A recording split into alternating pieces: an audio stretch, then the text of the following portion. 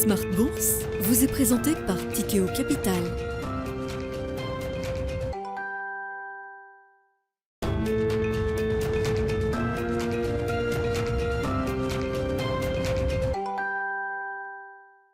C'est reparti pour Smart Bourse, votre double dose quotidienne de marché en direct sur Bismart. Chaque jour à la mi-journée, 12h30, 13h et en fin d'après-midi, la grande édition pendant une heure à partir de 17h, rediffusée à 20h sur Bismart TV.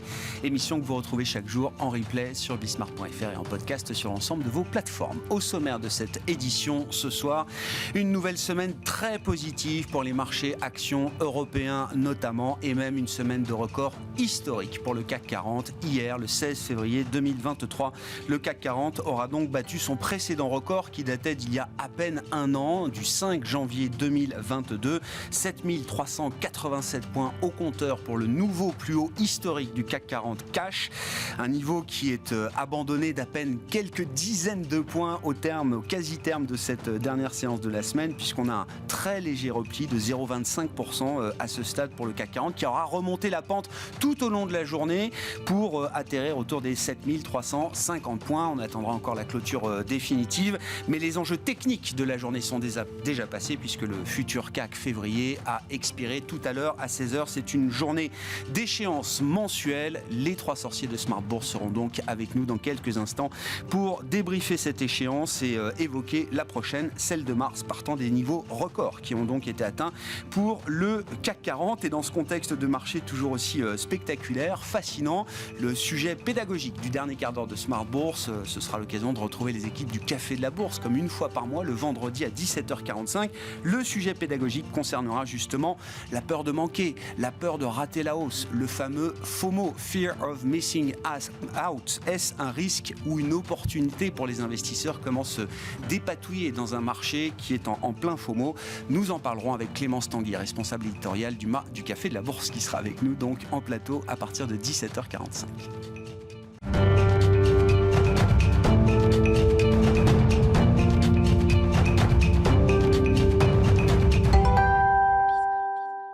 Et donc, les infos clés de marché pour terminer cette semaine boursière. Tendance, mon ami, chaque soir avec vous, Alix Nguyen. Une séance qui aura été une séance technique, d'enjeux techniques pour le CAC 40 qui boucle une semaine quand même très positive, même si la clôture ce soir s'annonce plutôt sans véritable tendance autour de l'équilibre. Oui, à noter cependant que jusqu'en milieu d'après-midi, l'ensemble des places européennes, dont le CAC, évoluait en net repli sous l'effet d'inquiétude sur les taux et des déclarations d'Isabelle Schnabel qui n'ont rien arrangé. Déclarations selon lesquelles les investisseurs financiers sous-estiment peut-être la persistance de l'inflation dans la zone euro. Des propos qui s'inscrivent dans la continuité de ceux de Loretta Mester, présidente de la Fed de Cleveland, et de ceux de James Bullard de l'antenne de Saint-Louis, celle-ci évoquant des arguments économiques convaincants quant à une hausse de 50 points de base des taux des Fed Funds en mars. James Bullard se dit quant à lui favorable à un taux de plus de 5,3% et ce, le plus tôt possible. Il n'écarte pas de soutenir une hausse de 50 points de base. Les rendements obligataires et le dollar montent. Côté action, les technologiques connaissent la plus forte baisse sectorielle en Europe. Le secteur du pétrole-gaz est aussi à la peine. Et puis l'ambiance est à peine mieux du côté du luxe et des produits de grande consommation. À propos de luxe, et c'était une semaine importante de publication de résultats d'entreprise, encore, notamment au sein du CAC 40, avec à la clé de 2022 pour le groupe Hermès, un nouvel exercice record. Oui, c'était le dernier groupe du secteur coté au CAC à publier ses résultats annuels. Hermès a vu ses ventes augmenter de 29,2%. Son bénéfice net enregistre une progression équivalente. Et ça, le groupe le doit à sa division maroquinerie et sellerie. Elle représente près de la moitié du chiffre d'affaires du groupe. C'est environ 21% de plus qu'en 2021, période à laquelle la division souffrait de problèmes d'approvisionnement. Une problématique qui n'est plus. De très bons chiffres qui s'expliquent aussi par l'augmentation de ses prix. Hermès aborde, je cite, l'année 2023 avec confiance. Et puis, dans le secteur de la construction, le titre Saint-Gobain est lui en nette progression grâce au bond du groupe irlandais Kingspan. Oui, Kingspan, dont le titre bondit à du blanc. C'est d'ailleurs la plus forte hausse de ce vendredi au sein de l'indice Stock 600 des grandes entreprises européennes. Le groupe irlandais publie un chiffre d'affaires en forte hausse de 28%. L'excédent brut d'exploitation est lui aussi un peu meilleur que prévu, avec une augmentation de 12% sur un an. Des performances qui s'expliquent par la forte demande en matière de produits d'isolation. Et puis un mot de ce qui nous attend la semaine prochaine, Alix, en termes d'agenda. Lundi, les marchés américains seront fermés à l'occasion du President's Day, jour férié outre-Atlantique. Et puis à partir de mardi, 9 composantes du CAC présenteront leur compte annuel.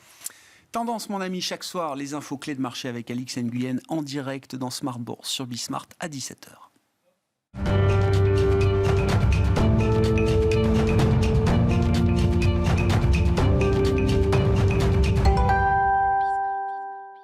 Je me dis qu'on aurait dû prévoir quelque chose d'un peu exceptionnel pour cette échéance historique. Donc, les 3 sorciers de Smart Bourse avec nous, comme chaque 3e vendredi du mois. Romain Debry, membre de la cellule info d'experts de Bourse Direct. Bonsoir Romain. Bonjour. Jean-Louis Cussac, trader et formateur chez Perceval Finance Conseil. Bonsoir Jean-Louis. Bonsoir. Et Philippe Béchade, président des Éconoclasses, rédacteur en chef de la Bourse au quotidien. Bonsoir Philippe. Bonsoir. Bah oui, c'est vrai, on célèbre quand même le record historique à date du CAC 40 Cash qui a été donc marqué hier à la veille de cette échéance du mois de février, qui restera donc une échéance pour l'histoire de ce point de vue-là. On verra ce que nous réservons les prochains jours et les prochaines semaines, évidemment, sur les marchés. Quel est le bilan qu'on tire de cette échéance sauvage, Romain ? Eh bien, encore une progression, 4,95% sur l'échéance du mois de février, 7342,90 à la compensation de 16 heures. Donc encore de la force là, dans un mouvement assez impressionnant. Il y a toujours ce constat intéressant que du côté des marchés dérivés, du côté des futurs, la position ouverte n'a pas augmenté de façon spectaculaire. Elle a augmenté sur l'indice CAC 40 de 7%, sur l'Eurostoxx de 2,3%, sur le S&P de 3,80%, par rapport à des progressions donc, de l'ordre de 4-5% selon les indices. On a l'habitude de voir dans des mouvements de hausse du soutien du côté du futur. C'est un signe d'ouverture d'intérêt. Les arbitragistes créent des nouveaux contrats pour aider, accompagner le mouvement et faire en sorte que l'indice CAC 40 futur reflète bien l'indice CAC 40 cash. Et que donc la position soit équilibrée. Là, on n'a pas un gros soutien du côté des marchés dérivés. En fait, ça s'explique par un phénomène qu'on avait déjà expliqué le mois dernier. Il y avait beaucoup de vendeurs sur le marché. Et donc, ils ont été contraints soit de se couvrir, soit de se racheter. Et donc, acheteurs et vendeurs se sont neutralisés. Et c'est ce qu'on a constaté ici.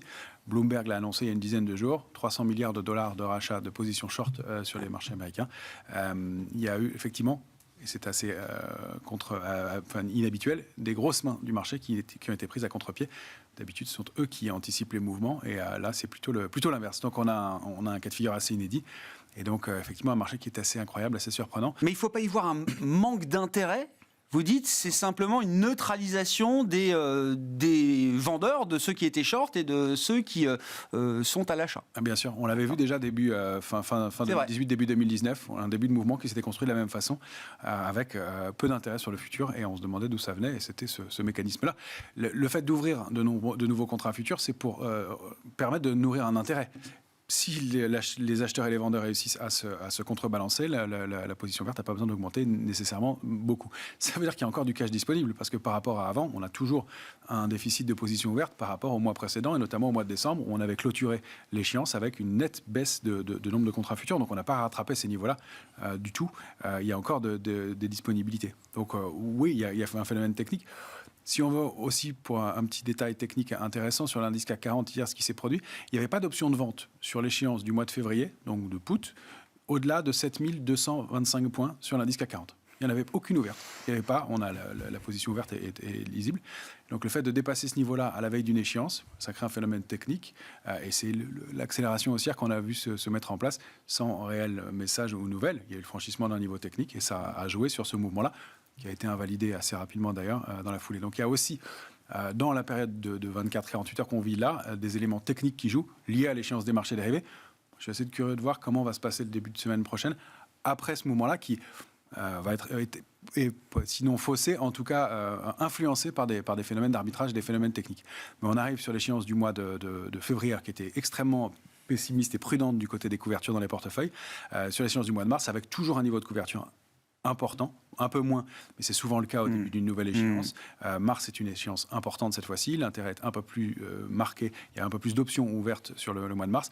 Il y a toujours beaucoup d'options de vente entre 7000 et 7003, donc même si une consolidation se mettait en place, ce serait toujours par à-coup et avec beaucoup de force de rappel. Et encore une fois, consolidation, on n'attend pas des mouvements supérieurs à 3-4% au mieux, de ce qu'on peut en lire graphiquement en tout cas.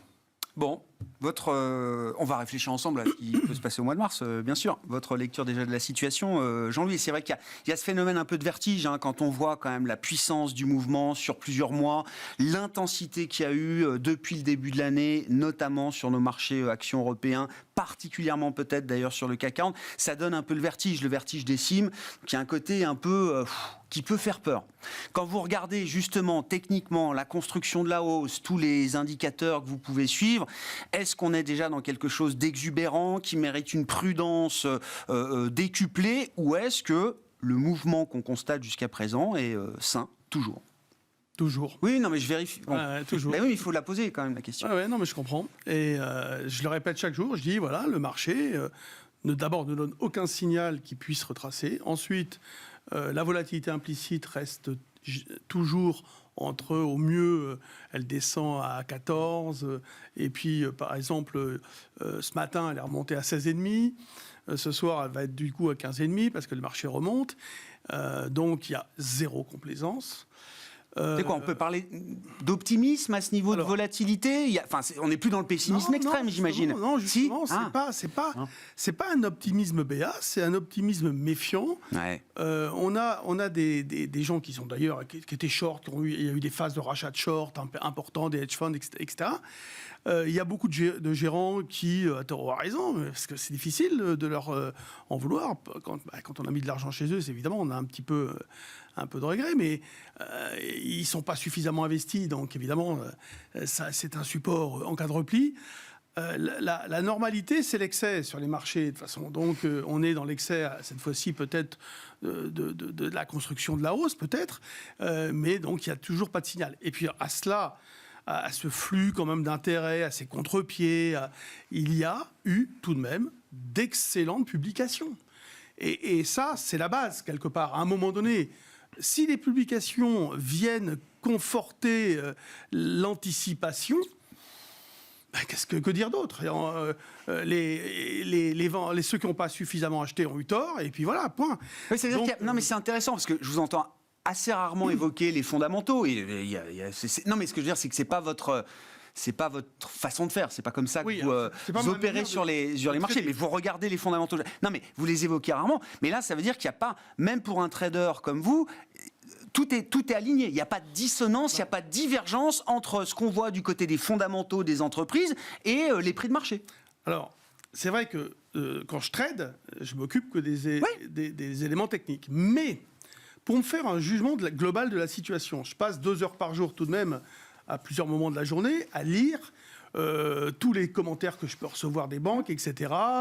Et justement, ce qui est très intéressant, c'est de regarder la divergence qu'il peut y avoir entre ce qu'un consensus, ou pas d'ailleurs, pense de l'économie, des taux, des perspectives, des sociétés, et de ce que fait le marché.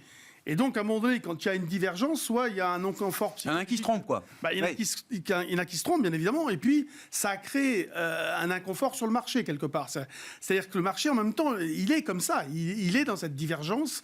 Et il devient hésitant, fébrile. Il est prêt à partir comme un voleur. Parfois, on voit de toute façon qu'il y a énormément de spéculation sur le marché. En tout cas, sur les marchés américains, c'est énorme grâce aux options. Maintenant, il y a des options quotidiennes là, depuis... je ne sais plus, 1 an ou 2, et du coup, ça amène des paris vraiment importants, on le voit sur les indices qui, tout d'un coup, à partir de 21h, parfois prennent des directions violentes, etc. Donc, les phénomènes de construction, donc les phénomènes endogènes au marché sont de plus en plus impactants. Aujourd'hui, ils impactent à la hausse. Et le news flow est positif, donc ça impacte à la hausse. Donc il y a tout qui fait que ça. Là, ce matin, on m'a posé la question en direct. Est-ce que le marché envoie un premier signal de retour de retracement ? Parce qu'on baissait de 0,5 ou de 1%, depuis le plus haut, 1,60. Alors, moi, d'abord, j'ai un retracement, c'est au moins 3. Bon, alors, qu'est-ce qui plaide pour que le marché, peut-être, amorce quelque chose ? Le double top. Parce qu'on a franchi 3 points le plus haut de... Donc c'est pareil.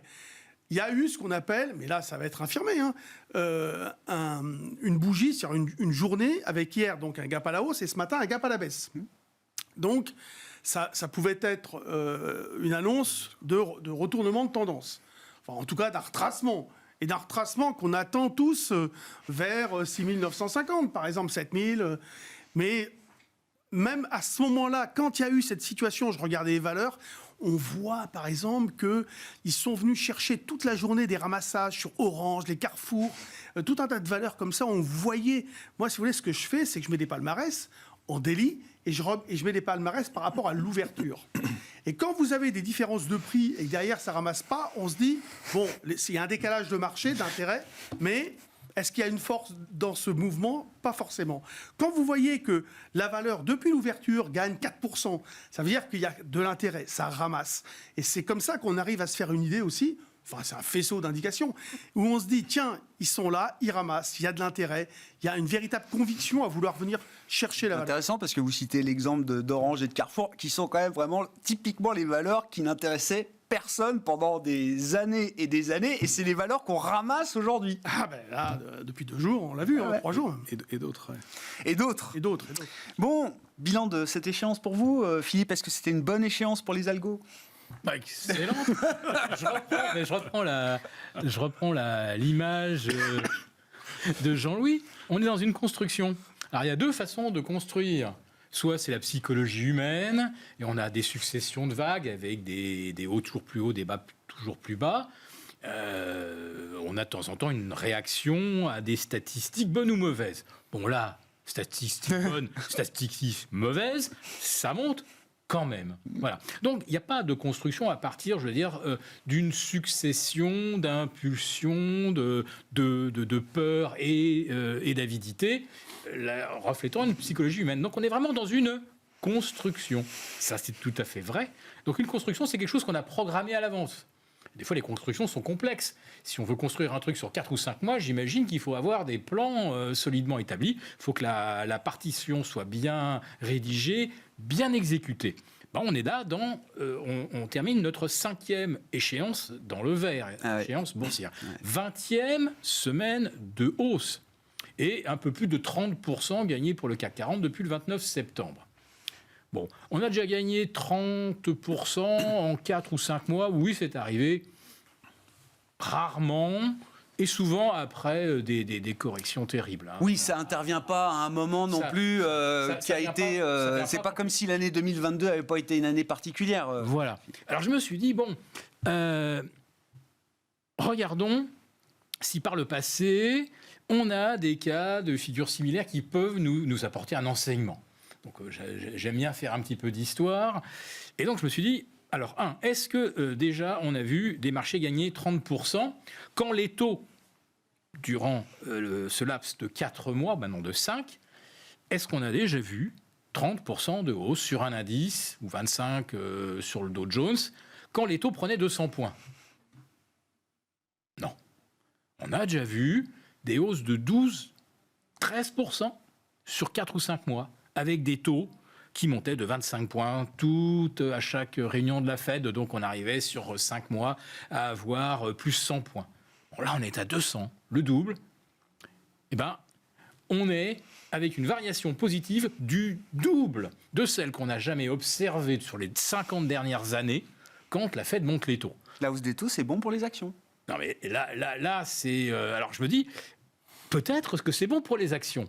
Soit. Ou alors, cherchons l'autre explication. Bon sang, mais c'est bien sûr, c'est les résultats, mais qui sont bien meilleurs que prévu. Comme à chaque publication. Depuis 10 ans, les résultats sont toujours meilleurs que prévu. Et donc, on nous dit, décembre, magnifique, la fin de l'année, de très bons résultats. OK ? Alors, je regarde les prévisions, oui, effectivement, c'est supérieur.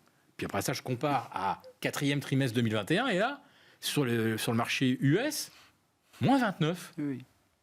Attendez, ça veut dire qu'on va payer plus cher, alors que les bénéfices ont reculé de moins 29. Alors je me suis dit, hop, vite, je regarde dans mes tablettes, est-ce qu'on a déjà vu un indice gagner 15, 20% quand les bénéfices reculaient de moins 15, moins 20. Je ne vais même pas jusqu'à moins 29, parce que là, c'est un scénario. Ah ben là, c'est zéro. Il y a zéro occurrence en un siècle. Donc c'est vraiment historique alors cette échéance. Ah, totalement. Non mais c'est simple, tout le monde, tous ceux qui nous regardent peuvent vérifier, il n'y a aucune occurrence sur un siècle où des indices gagnent 20, 25, 30% avec des bénéfices. On constate tous d'ailleurs que... Ils sont en recul de 20% par rapport à l'année précédente. Ça se reflète quand même dans une dynamique américaine des indices américains qui est moins franche, moins convaincue que ce qu'on voit en Europe. Je vais vous dire, là, on peut se parler franchement. Ce qu'on vit, ça s'appelle Alice au pays des merveilles. Voilà. Alors, je cherche une explication éventuelle, quand même, parce que tout est surréaliste. La seule chose qui me paraît cohérente depuis septembre dernier, c'est que, pour l'instant, l'inflation reste supérieure au taux d'intérêt réel. Donc, quand vous empruntez pour jouer sur les marchés, pour l'instant, vous battez largement l'inflation. Ou réciproquement, vous empruntez très en dessous du coût de l'inflation. Alors ça, je dirais que c'est le seul lien que je peux faire entre la performance des marchés et zéro occurrence historique d'une hausse de 30% du CAC quand les taux montent et quand les bénéfices baissent. Et je ne parle même pas d'une guerre en sous-jacent. Et ça veut dire quoi ? Que le marché est vulnérable ? Non, il est construit, c'est ce que dit Jean-Louis. Okay. Et donc, il y a des mains encore plus fortes que les hedge funds qui leur défoncent la tronche chaque fois qu'ils prennent une position short. Et qui prend des positions short, des idiots que tout le monde connaît, comme Ray Dalio, Sam Zell, etc., des vieux de la vieille. Ils se font défoncer. Et parce qu'eux, ils se disent, oui, effectivement, j'ai pas d'exemple sur 100 ans d'un marché qui prend 15% quand les taux prennent 200 points. Ben voilà. Et il a arrêté en septembre, Dalio. Oui. De shorter l'Europe ?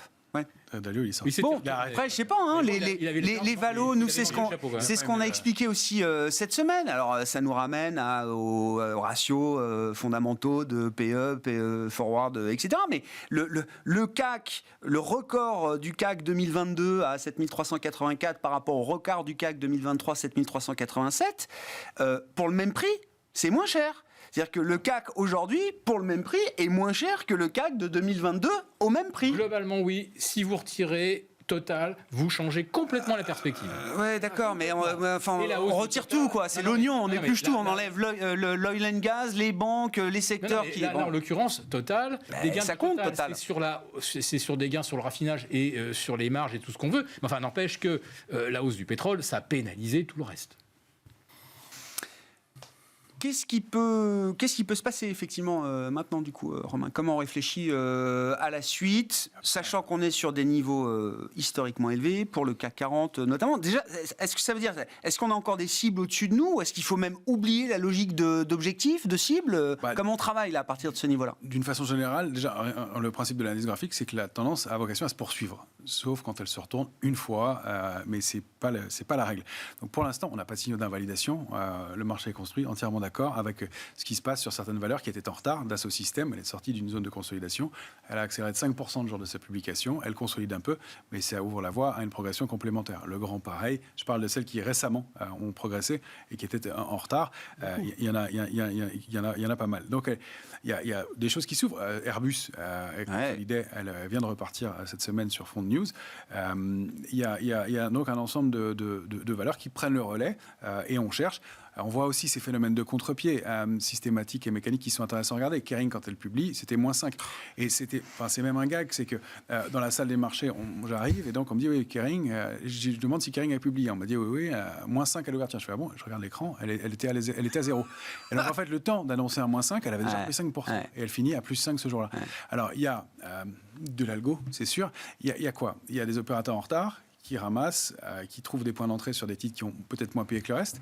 Et puis, il y a une fois que le phénomène est enclenché, effectivement, le côté automatique qui fait qu'il y a un trend sur un titre et que l'algorithme ne le lâche pas. Et donc ça, c'est très, très intéressant. On a eu la même chose sur TF1, qui perdait 13%, et elle revient à son point d'équilibre 2 jours après. 13%. 13%, quand il y a une sanction comme ça sur un titre avec du volume, on ne retrouve pas les cours 2 jours après en général. Non. Donc, il y a un phénomène comme ça qui est hyper brutal, et ce phénomène de publication, plus gentiment, Michelin qui publie, qui était dans le rouge, elle termine à l'équilibre. Alors, elle elle perdait à peine 2%, je crois. C'est pas méchant, mais c'est Michelin. C'est-à-dire qu'on lit en 2 temps les publications, et donc il y a ça. Donc oui, c'est construit. Est-ce qu'on arrête les cibles? Non.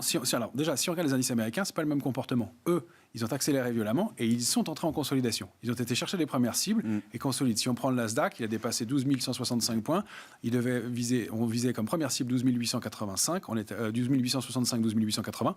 On est allé chercher le niveau. Depuis le 6 février, ça consolide dans un canal alors plus ou moins propre. Il y a des arbitrages, mais ça consolide. On est presque revenu s'appuyer sur le niveau de support. C'est pas reparti. Donc là, il y a une consolidation qui se met en place. Et la cible, c'est 13 720 sur le Nasdaq, d'après la figure graphique qu'elle a formée. Donc il y a encore de la place. 4 350 sur le S&P, avec le même genre de configuration. Donc là, la question, c'est plutôt de savoir est-ce que ça va consolider ou pas. Chez nous, sur l'indice CAC 40, il y a eu 3 tentatives graphiques de consolidation, c'est-à-dire de rupture de niveau majeur, avec un peu de volume et en séance. Encore une fois, un contre-pied des algorithmes. On s'arrête sur des niveaux de support intermédiaires, pas des supports majeurs, et ça repart dans l'autre sens aussitôt. La zone 7115, 7125 qu'on avait identifiée, qui a été payée 8 fois d'affilée pendant 8 jours, tous les jours qui a servi de rebond, elle est enfoncée. Après, sur des points hauts de marché, avec un peu de volume, une accélération baissière, on peut se dire, tiens, c'est peut-être un début de consolidation. Rien du tout. Ça a duré 24 heures et c'est reparti dans le sens inverse. Là, c'est le 3e signal avec une structure qu'on appelle en vague de Wolf qui a commencé à se mettre en place, qui avait été ce qui avait été le cas sur l'indice CAC 40 en janvier 2022. Elle avait extrêmement bien fonctionné. Elle avait donné la fin du mouvement haussier et c'était un mouvement très large. La cible, c'était 7003, 5750 points. Ouais, cette figure, en janvier 2022, elle s'est développée avant le déclenchement de la guerre d'Ukraine. Oui, tout à fait. Et elle s'était validée, elle avait donné une cible qu'elle avait nettement atteinte, renforcée par le contexte ensuite. Mais là, elle a commencé à se mettre en place et on voit qu'on oscille, c'est pour ça qu'on va voir, mais il ne s'agit plus de retracement dans la même proportion, c'est éventuellement une cible située à 7050 points. Et encore, on voit que encore une difficulté à se mettre en place, ça ne fera jamais 203 et un mouvement qui a du mal à se mettre en place. Donc, on vise, comment est-ce qu'on fait pour trouver des cibles? On voit les trading ranges dans lesquels on évolue et on les duplique vers le haut. C'est comme ça qu'on a trouvé sur le futur. Alors 84,5, c'était trouvable avec l'indice CAC 40 cash et c'est comme ça qu'on fait avec les autres indices. Donc pour l'instant, pas de signaux d'invalidation du tout. Un marché qui reste fort, du cash disponible encore. Et c'est ce phénomène-là. Et pour une des explications aussi à ce phénomène excessif qu'on peut voir là, je crois qu'il y a des liquidités encore disponibles qui sont dans des quantités monstrueuses. Et que, oui, on a peut-être fait surchauffer la machine dans les années précédentes avec cette injection de liquidité, que là, ça s'arrête, mais c'est comme l'image du tanker, du bateau. Qui s'arrête. Il y a de l'inertie. Qui a de l'inertie et ce qu'on appelle de l'air. Et il peut couper ses moteurs 4 heures avant d'arriver au port et continuer à avancer pendant 4 heures sans aucune hélice qui tourne. Et je crois qu'on est un peu dans ce phénomène-là. On a un cash pas possible disponible et que donc, il a été... Sur des phénomènes techniques, il y a eu des contre-pieds, mais je crois qu'il y a aussi chercher à l'employer et que c'est le cas encore. Je ne dis pas qu'on construise des choses très raisonnables et je pense que ça peut durer. Je pense qu'à moyen terme, long terme, 1 an et demi, 2 ans, ça pourrait créer des choses plus dangereuses. Pour l'instant, mais bon, c'est une feuille de route, ça ne veut rien dire. Je ne veux pas dire ce qui se passe les marchés rebaisseront un jour, oui. Mais voilà, mais c'est pour l'instant, on a encore ce phénomène-là et il peut durer, il peut continuer et s'amplifier. Et donc, je crois que c'est ce à quoi on assiste et que, oui, effectivement, il ne faut surtout pas le contrer. Qu'on a envie de prendre du bénéfice, d'essayer d'arbitrer, etc. Je comprends, mais il n'y a pas de signaux de retournement sur aucun des indices pour l'instant. Qu'est-ce qui vous fait rire, Jean-Louis? Le marché baissera plus jamais? Normalement, c'est quand on commence à entendre ces phrases. Bah oui, je sais bien. Même avec de l'humour, justement, que c'est la fin. Ah oui. Non, mais c'est vrai, je suis d'accord. Bien sûr, il n'y a pas de signal. Non, mais alors, du coup, concrètement, comment on opère sur ces niveaux de marché? Quels sont les niveaux là auxquels on est attentif? 7 prochains. D'accord. Donc ça, c'est l'objectif. Dans la tendance actuelle, c'est l'objectif. Ouais. Okay. On pourrait imaginer, par exemple, par rapport à cette situation, que le marché rebaisse avec un double top, etc., etc. Mais si jamais il franchit les 7400, on va dire, 390, 400, ça peut à nouveau créer des ordres, des algorithmes qui achètent. En général, les écarts types, dans ce sens-là, c'est plutôt 3%, par exemple, sur du moyen terme. Donc faire 3% de plus, faire donc un genre de fausse sortie par le haut, mais puissante quand même, hein, craque à la hausse, quoi. 220 points de plus, et puis revenir en arrière, stabiliser autour de 7003, 7002, et ensuite déclencher un signal de vrai retournement sous les 6950. Ça pourrait être un scénario graphique parfait. D'accord. Et donc là, dans ce scénario que vous proposez, à 6950, il faudra lâcher, quoi. À 6 000, il faudra sortir. Voilà. Faudra lâcher le rallye à ce moment-là. Et on aurait, si vous voulez, une redistribution de force intéressante, juste entre 7004 par exemple et 7006, où certains qui auraient payé beaucoup moins commenceraient à s'alléger, et d'autres qui sont comme ça, et qui soient pas suffisamment acheteurs, mais vraiment dans la galère, des shorts, etc., qui, eux, sont obligés de payer en voyant pas le bout du tunnel. Et du coup, on a le cas classique de la redistribution de l'intérêt sur des mains faibles et qui se font encore tarter au point haut. Quoi. Romain ? Moi, je laisserais une centaine de points de marge de plus, 1865, mais à 865-830, c'est une zone qui serait... c'est ce qu'on attendait, on ne l'a pas vu. Donc on la remonte de 200 points. Mais c'est maximum là. Oui, effectivement, là, ça changerait les choses. C'est la borne haute du canal haussier au sein duquel le CAC 40 cash évolue depuis 2011. On l'a débordé, et donc c'est un niveau vraiment majeur. Ouais. Philippe ? Oui, je suis tout à fait d'accord. Et 6950 est actuellement à l'instant à la verticale du sommet, donc c'est la base du canal haussier. Dans une semaine, on aura passé tranquillement les 7000, et puis on sera peut-être pas loin de 7100, notre prochaine échéance, autour du 18 ou 19 mars, pour les 4 sorcières. Pourquoi pas sorcier. Oui, sorcier et sorcière, il y aura les deux. Alors, la parité. D'ici là, je me demande, et j'en suis presque à souhaiter, que les taux continuent de monter, puisque depuis le 2 février, ça y est, c'est reparti. Les taux longs US, ils sont passés de 6,50 à 6,88, 6,80. Attends, vous parlez parce que c'est les mortgages, là, je suis sur les à 30 ans ou... C'est un lapsus. Évidemment, je suis sur les mortgages qui viennent de reprendre eux aussi pas loin de 50 points. Et le taux 10 ans est autour de 3,80, 3,85, avec toujours la même inversion de courbe importante, 120, 125 points.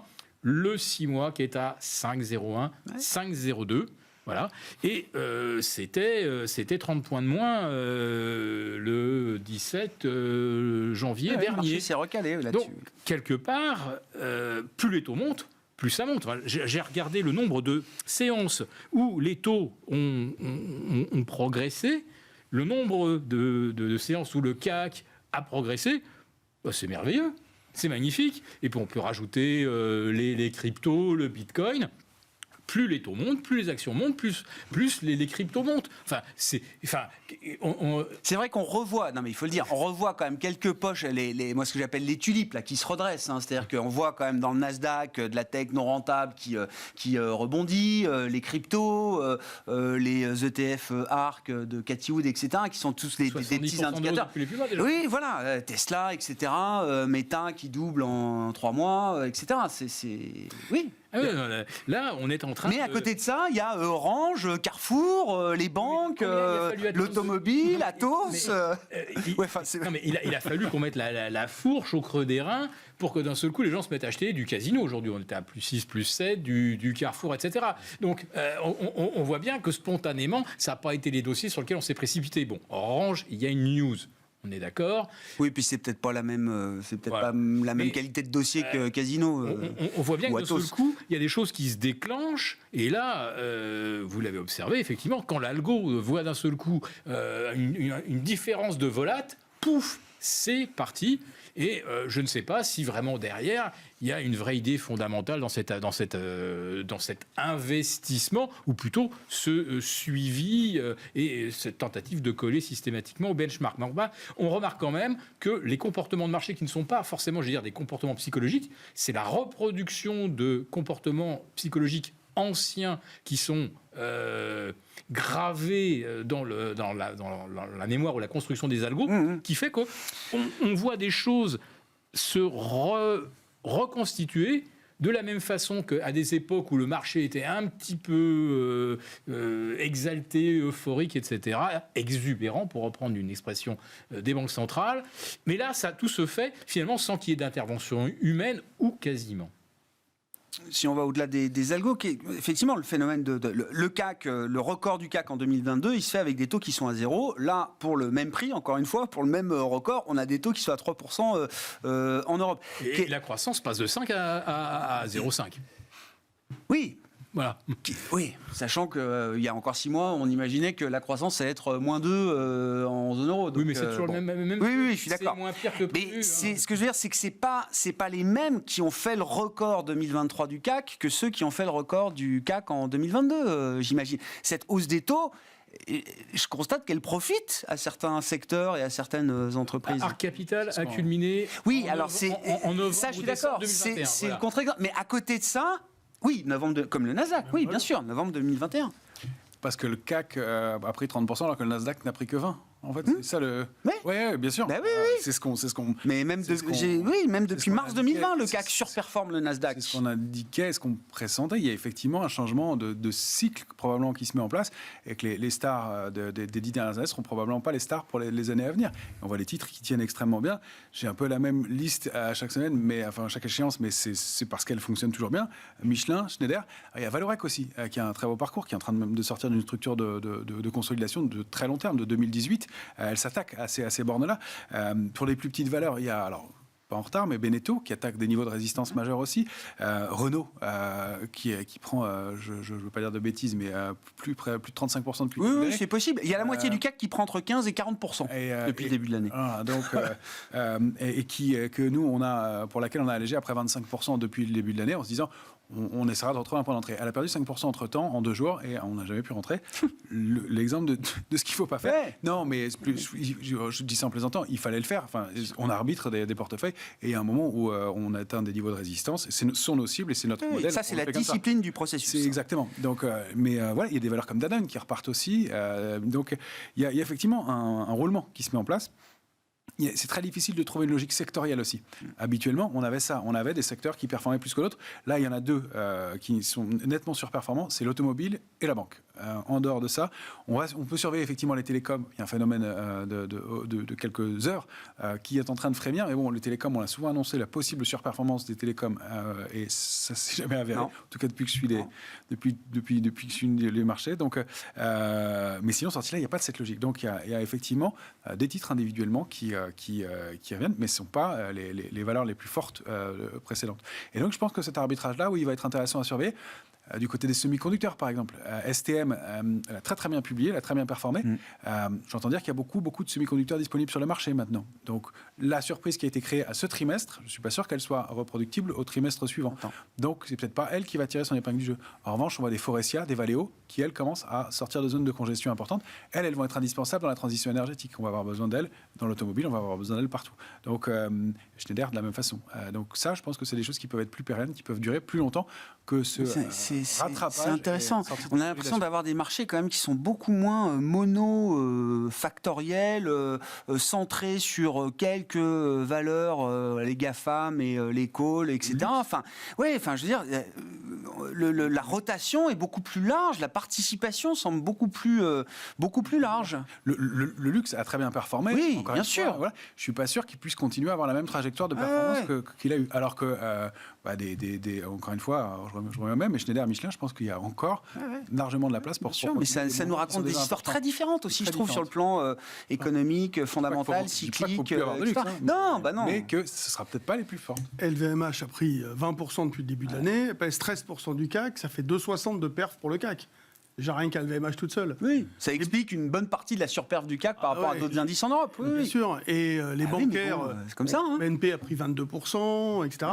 Donc là, c'est pareil, c'est un secteur qui a énormément contribué à la hausse du CAC 40. Non, parce qu'on entend beaucoup, c'est un trashy rallye, quoi. C'est le rallye des saletés, etc. Alors, il y en a qui. Il y a aussi des trucs qui montent, qui se sont fait tarter pour plein de bonnes raisons. Rien. Oui, voilà, c'est ça. Nos calls, Kering, Hermès, L'Oréal, LVMH, c'est entre 29 et 30% du CAC aujourd'hui.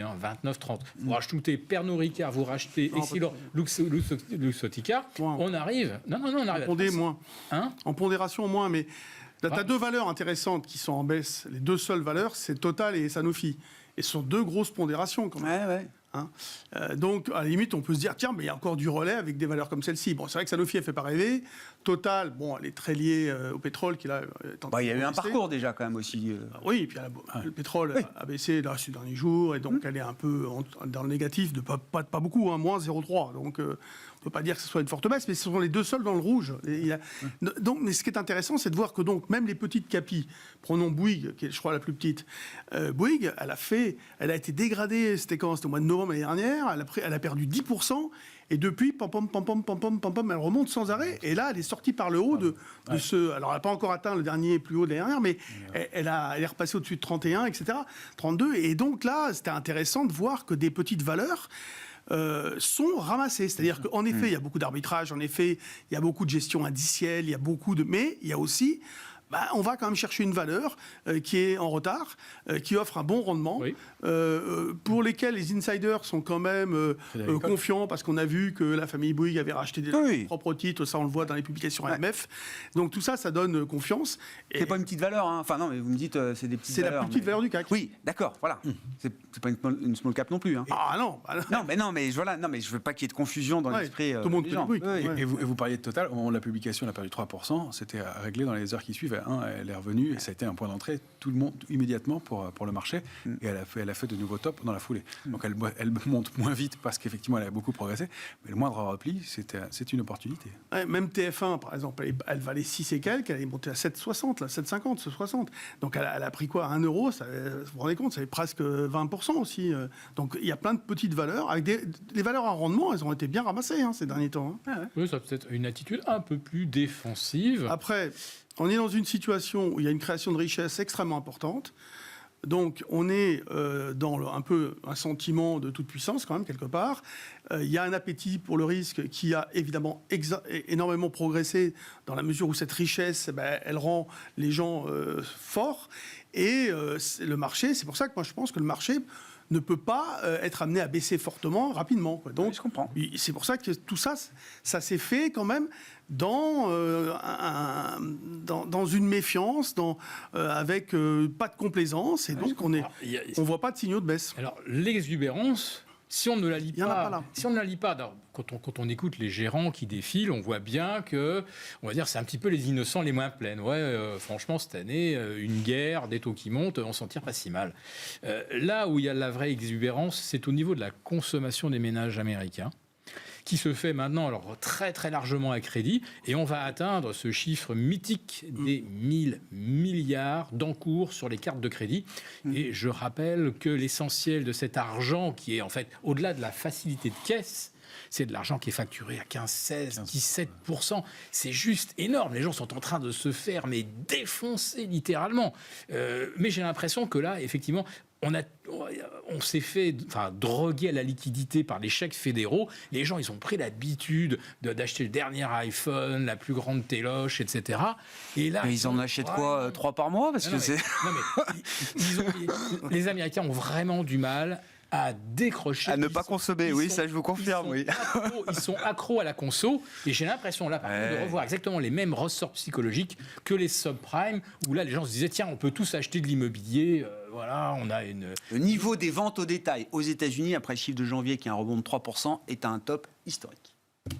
Non mais oui, mais voilà. bon. Et voilà, avec donc 1000 milliards d'encours sur les cartes de crédit. C'est 60% de l'activité économique américaine. On est à 11 000 milliards d'encours également sur les prêts immobiliers. Je rappelle qu'on était à 9 000 milliards en 2007 au sommet de la bulle. On est à 11 000 milliards. Enfin, je pourrais dérouler comme ça. Donc on est quand même sur quelque chose qui repose énormément sur la dette quand même. Faut qu'on en ait conscience. Et de la dette qui se refinance à 5%, c'est pas la même chose que de l'emprunt, que de l'argent gratuit. Même si il y a des stratégies qui montrent sur les émetteurs corporate, ils ont quand même énormément travaillé leur bilan. Il y a eu beaucoup de discipline financière pendant la période de Dopa. Ils ont quand même reporté leurs échéances, allongé la maturité de leurs dettes, etc. Ils ne sont pas face à un mur de dette dans les 3 mois qui viennent. Bravo aux directeurs financiers. Bah oui, c'est leur job. Non mais bien sûr. Heureusement. Mais ils ne l'auraient pas fait, on leur aurait reproché quand même, Philippe. C'est bien géré. Mais moi je dis qu'en face, tout ça ne fonctionne que parce qu'il y a de la demande. Il faut qu'il y ait un acheteur final, et cet acheteur final, actuellement, je le répète, il est complètement endetté et avec un coût de la dette qui augmente prodigieusement. Bon, pour conclure avec vous, Romain, il nous reste 30 secondes. Je rappelle, lundi, donc pas de séance américaine, mais ça redémarre pour les marchés européens. Voilà, donc on aura clôturé le CAC 40 cash à 7347 points ce soir, avec une baisse très limitée quand même, de 0,25% seulement pour le CAC, qui a fait carton plein quasiment cette semaine. On doit prendre 3% sur la semaine encore. Plus de 3. Oui. Non, et puis on termine au-dessus d'un niveau technique, 7330, qui aurait validé une structure baissière. Encore une fois, attendons de voir le début de saison. C'est une nouvelle échéance qu'on va construire. D'accord. Souvent, les tournants se font autour de ces niveaux-là. Je comprends. Mais c'est encore une fois... Les prochaines séances vont être aussi importantes que celle-là, d'une certaine manière. Probablement, parce que il y a la saisonnalité. On est au mois de février, c'est censé être la troisième période de l'année la moins forte, la plus faible. Il y a effectivement peut-être un peu beaucoup pour la Fed aussi, avec les dernières publications dont vous parliez. Et si on ajoute les publications d'inflation de la semaine et puis les publications des chiffres mensuels de l'emploi aux États-Unis, il peut y avoir un petit coup de frein de ce côté-là, mais encore une fois, pas plus, et des marchés qui restent forts. On parle au mieux, je vous dis, graphiquement ou techniquement, d'une consolidation de 3%, et ça a l'air d'être un événement déjà difficile, à mettre en place. Et ce serait sain, parce qu'effectivement, on sait que plus on tend l'élastique, plus le retour de bâton est violent ensuite. On aimerait bien que le marché fasse une pause, ne serait-ce que pour ça. En revanche, il y a un phénomène à regarder pour voir comment cette consolidation se met en place. C'est juste si on consolide longtemps à plat, comme on l'a fait les fois précédentes, ça détend les indicateurs et le marché prend de l'élan pour repartir. 15 secondes Oui, pour ceux qui sont encore avec nous. Oui, on n'a pas fini. Sous l'euro-dollar. Sur l'euro-dollar. Ah oui, on a cassé 1,0785, on a cassé la dynamique. On a neutralisé ensuite. Et là, j'ai un petit biais baissier court terme jusqu'à 1,0480. Donc, je suis un peu vendeur tant qu'on est en dessous de 1,0750, on va dire 1,0780. Et c'est sous 1,0480 pour moi que la rupture se ferait. Merci beaucoup. Rapide, vas-y, fini. L'or, support de 1800, argent, 21. J'ai fini.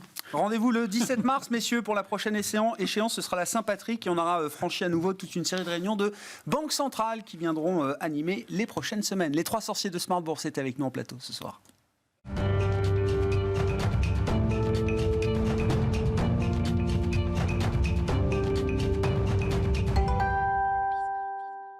Le dernier quart d'heure de Smart Bourse, une fois par mois, le 3e vendredi du mois à 17h45. C'est l'occasion de retrouver les équipes du Café de la Bourse. C'est Clémence Tanguy qui est avec nous, responsable éditoriale au Café de la Bourse. Bonsoir Clémence. Bonsoir. Merci beaucoup d'être là avec un décryptage pédagogique chaque mois. Avec vous, le décryptage du mois, c'est le concept de FOMO. Faut-il avoir peur du FOMO? C'est la question que vous vous posez. Vous allez nous apporter des éléments de réponse. Mais qu'est-ce qui vous a amené à justement nous apporter cette question aujourd'hui, Clémence? Alors, on parle beaucoup de FOMO. On parle même maintenant, les influenceurs lifestyle parlent de JOMO, donc Joy of Missing Out. Donc, c'est donc FOMO, on le dit. Une certaine fear of missing out, la peur de rater quelque chose. Joy of missing out, la joie, le bien-être finalement, à prendre du recul par rapport aux choses. Vu celui-là encore. Voilà. D'accord. Si. Non. Ça existe plutôt sur Instagram qu'à la bourse parce que évidemment, en matière d'investissement, c'est pas un concept qui va faire recette parce que la peur de rater une opportunité d'investissement, c'est encore ce qu'anime de nombreux investisseurs aujourd'hui. Qu'est-ce que c'est concrètement, effectivement? Donc, fear of missing out. Alors, le FOMO, c'est la peur de passer à côté de quelque chose, de rater le coche, de louper the next big thing. Et du coup, ça va amener à prendre des décisions totalement irréfléchies, sans analyse préalable, dans l'urgence. Donc, parfois, un mauvais placement. Oui, c'est ça. C'est pas un concept qui est... On l'a rapporté au marché financier parce que les marchés financiers fonctionnent avec des phénomènes de peur, d'avidité, etc. Mais c'est un concept qui concerne d'autres champs et d'autres domaines d'application. Sauf que en matière d'investissement, c'est quand même quelque chose qui est assez important. Est-ce qu'il y a des actifs spécifiques qui sont plus particulièrement concernés par ce concept de la peur de manquer? Bien sûr. Alors par exemple, les crypto-monnaies. Alors la cryptosphère s'est construite beaucoup sur le FOMO. Alors évidemment, c'est sûr que quand on voit qu'il y a 20 ans, un bitcoin, ça valait quelques centaines d'euros et que aujourd'hui, ça en vaut plusieurs dizaines de milliers et que certains prédisent que ça pourrait en valoir plusieurs centaines de milliers d'euros. Forcément, on se dit qu'on a pu louper le coche ou qu'on ne va pas louper le coche et que du coup, il va falloir acheter. Et puis, évidemment, il y a aussi plein d'autres petites crypto-monnaies qui, elles, arrivent à faire des performances de x100, x200, ne serait-ce qu'en une semaine. Donc, évidemment, ça va alimenter le FOMO. Après, ce n'est pas quelque chose qui se cantonne à ce marché. Le FOMO, ça a toujours existé. Ça a toujours existé sur le marché action aussi. Et il y a souvent des espèces espèce de vagues de FOMO comme ça qui viennent. Alors l'année dernière, c'était sur l'hydrogène, par exemple. On a eu un emballement énorme autour de l'hydrogène, autour d'introduction en bourse de petites sociétés qui se sont cotées sur ce secteur. Cette année, on a l'intelligence artificielle. Alors évidemment, tout le monde a entendu parler de ChatGPT, tout le monde a entendu parler du parc de Google, mais voilà. Et il y a aussi plein d'autres petites valeurs qui sont plus ou moins liées d'ailleurs à l'intelligence artificielle. D'ailleurs, c'est pas toujours très clair, mais qui arrivent à avoir leur capitalisation à multiplier par 100 ou 200 sur des petites capitalisations américaines. Alors ça, évidemment, c'est encore dû au FOMO. Ouais, c'est ça, le FOMO avec les buzzwords qui vont bien. Je me souviens à un moment, il suffisait qu'une boîte mette blockchain dans son communiqué de presse et boum, ça prenait 5-10% derrière. On met intelligence artificielle. Voilà. C'est bon, ça augmente. Nous travaillons avec des outils d'intelligence artificielle, etc. Est-ce qu'on peut dire que le FOMO est plus présent aujourd'hui ? Parce qu'on peut même remonter à la bulle.com. Il suffisait de mettre .com ou .fr. C'est peut-être le FOMO originel, en tout cas de l'époque moderne. Mais voilà. Sinon, on a là-dessus. Est-ce que ça a plus, mais bon. est-ce qu'il y en a plus aujourd'hui ? Est-ce que ce phénomène-là est plus présent que jamais aujourd'hui dans les marchés ? Ce phénomène est plus présent que jamais, ça c'est une certitude. Parce que d'abord, on a une instantanéité d'information qu'on n'avait pas du tout il y a 20 ans ou 30 ans. On a une instantanéité de l'investissement aussi, parce qu'avec les courtiers en ligne, c'est quand même autre chose que de devoir décrocher son téléphone pour appeler sa banque pour dire vous mettrez des actions. Donc il y a 40 ans, c'était quand même beaucoup plus difficile d'avoir un FOMO. Et puis aussi, c'est dû évidemment au développement des réseaux sociaux, au développement du trading social, au développement de ce qu'on a appelé la Retail Army, de tous ces forums sur Reddit, etc. d'investisseurs. Il y a le fameux Wall Street Bets qui vont échanger des tips, se mettre à défendre d'un seul coup un titre comme ça, en pariant dessus, juste en se disant que c'est le truc à pas louper, ils vont auto-alimenter la croissance et puis voilà, ça donne des cours qui font x100 comme GameStop.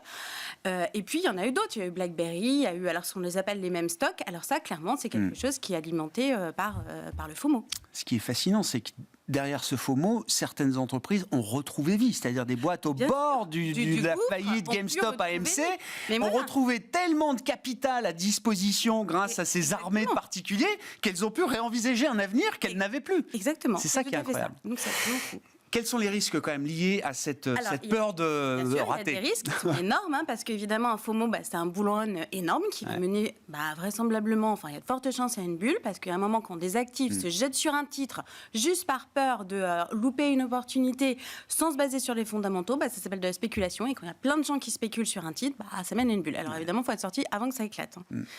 C'est le risque. Qui est concerné dans les profils de gens qui interviennent dans les marchés ? Est-ce que tout le monde est concerné par ce phénomène ? Tout le monde est concerné. Alors, pas de distinction. Les particuliers comme les institutionnels, les investisseurs débutants comme les investisseurs aguerris, tout le monde est concerné.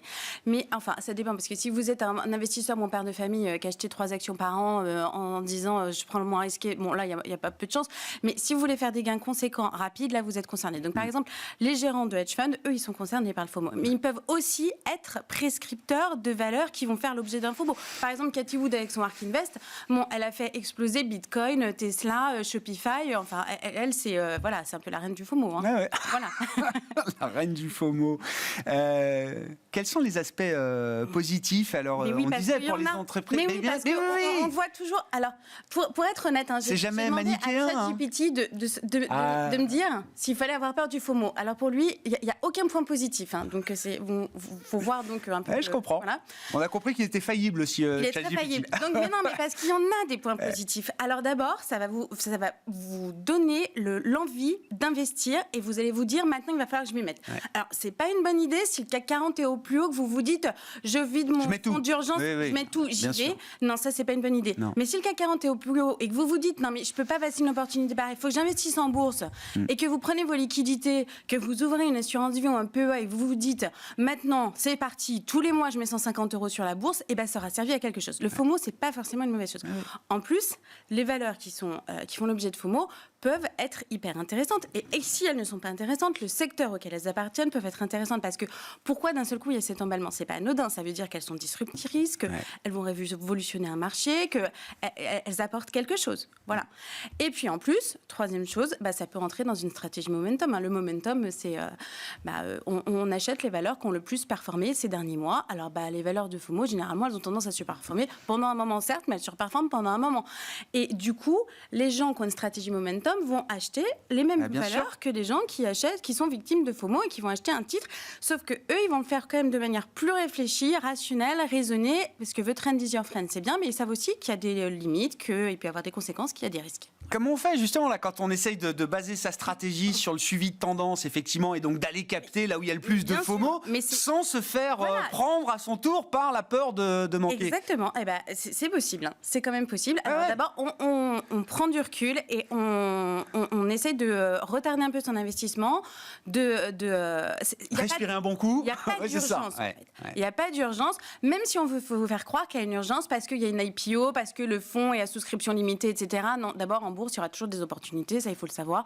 Donc, c'est pas grave. Donc, il faut toujours vérifier que c'est compatible avec sa situation financière, non, parce que si vous n'avez pas d'argent, que vous mettez l'argent pour les études de vos enfants, c'est quand même dommage. Ensuite, il faut que ce soit compatible avec votre profil d'investisseur, avec vos objectifs d'investissement, avec votre profil de risque. Vous n'allez pas vous mettre à investir sur une small cap dont personne n'a entendu parler au fin fond de la Thaïlande, parce que d'un seul coup, tout le monde s'est dit « Ah ouais, c'est une bonne idée ». Non, ce ne sera peut-être pas une bonne idée. Voilà. Ensuite, il faut quand même faire une analyse. Hein. Alors, une analyse fondamentale. Où est-ce qu'on met les pieds, quoi. Vous regardez le business model, vous regardez les avantages concurrentiels, vous regardez les ratios financiers, voilà, quand même. Et puis, ça peut aussi être pertinent éventuellement de faire une analyse technique, hein, parce qu'on ne sait jamais. Même si le titre est bien, est-ce que c'est vraiment le bon moment de l'acheter ? Voilà. Ouais. Donc, bon. Et puis, enfin, il faut quand même garder quand même un horizon d'investissement un peu lointain. On peut se dire, est-ce que ça vaut le coup en se disant, est-ce que j'ai envie de la garder 5 ans, 10 ans, cette valeur ? Non, parce que Warren Buffett donne un très bon conseil, n'achetez que ce que vous seriez parfaitement heureux de garder pendant 10 ans si le marché fermait. Ouais. Alors, quelqu'un qui est en prise avec le fonds, bien sûr. Pourtant, ça évite des déconvenus. Hein. Ouais. Donc, voilà. Très intéressant, merci beaucoup.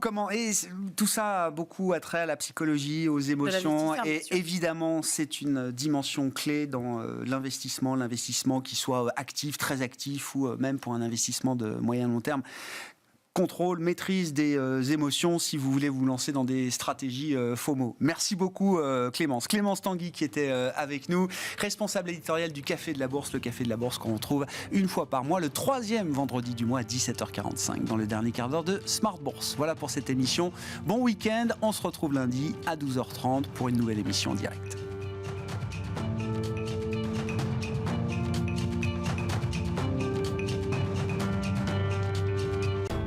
Smart Bourse vous a été présenté par Tikeo Capital.